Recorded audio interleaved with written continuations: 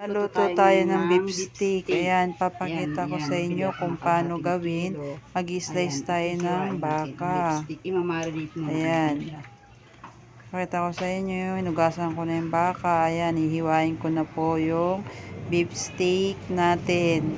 Ayan, ganyan po yung pag-ihiwa. Manipis po yan, hinihiwa yung beef steak natin.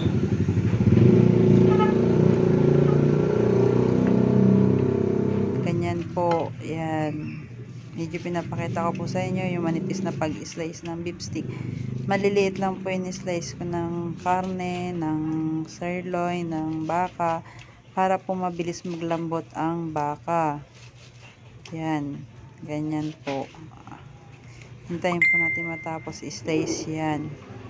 Ayan, tapos na tayo mag-slice ng beef steak. Ayan, tapos na tayo mag-slice ng beef steak. Tapos na po tayo mag-slice ng next na natin ay ngayon, iwain ng papakita mga na po ricado. natin kung paano.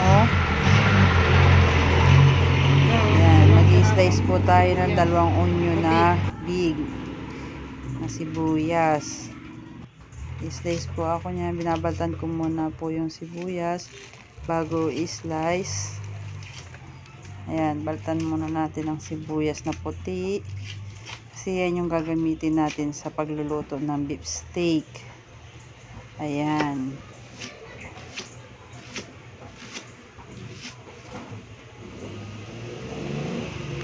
Ayan po. I-slice na natin ng dahan-dahan yung ating beef steak. Ayan.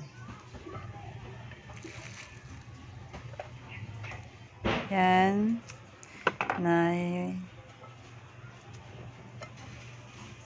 Ayan, hihimay ko yung mga sibuyas dyan. Ayan o. Ayan. Ganyan. Ganyan. Ayan. Tapos, may slice ulit ako ng buong sibuyas dyan. Para sa pag-isa yan. Ayan. Pag-isa. Na Sibuyas na sibuyas. sa beef steak. Tapos, i-slice naman tayo ng sibuyas na another 1 big para pag ginisa mo yung beef ay maganda.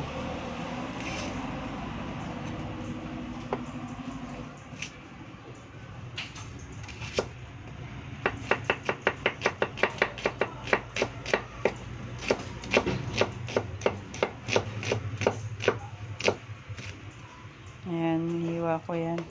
Umiyak ako dyan eh. Kasi umiyak ako sa sibuyas talaga. Ayan, grabe. Umiyak talaga ako dyan sa sibuyas.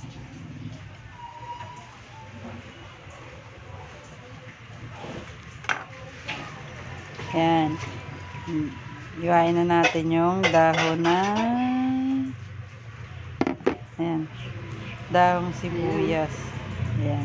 Iwain natin ito. Paborito ko kasi yan, kaya lagi nilalagay ko yan sa daon baka. sibuyas. Pampasarap sa Daon ating sibuyas niya. beef steak.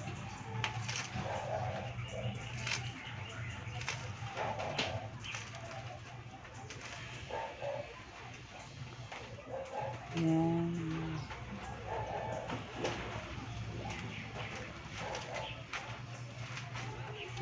Set aside natin. At hindi nawawala ang 5 pirasong kalamansi. Yan ang 5 kalamansi na ilalagay natin sa baka. I-slice ko na yan.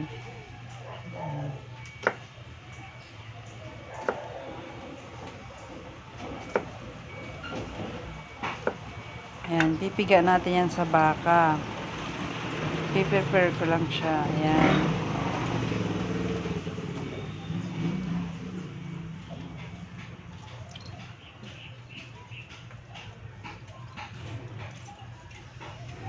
Ngayon, ayan, natapos na natin gawin yung mga lahok. Ipapakita ko naman sa inyo kung paano i-marinate ang beef steak. Papakita ko na sa inyo kung paano i-marinate yung baka. Ayan, ayan. Yan na yung kalating kilong bakang sirloin. Ayan. Slice ko na beef steak. Ito na yung kalating kilong baka. Kung ang gagawin mo, kanin mo itong kalamansi na 5 piraso.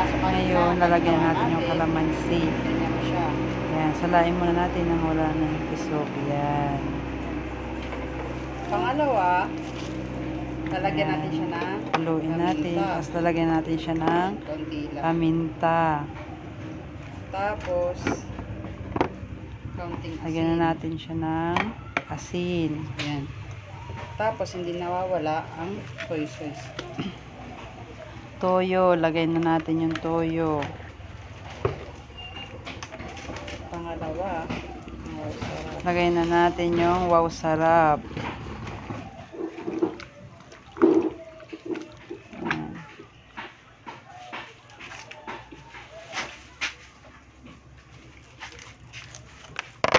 at yung oyster Ayan, sauce ginupit ko natin. dyan yung oyster sauce. Kaya medyo, ayan, lagay ko na yan. Yan ang Namarinate muna nagpapasarap natin dyan. siya ng 30 minutes para maging smooth ang karne.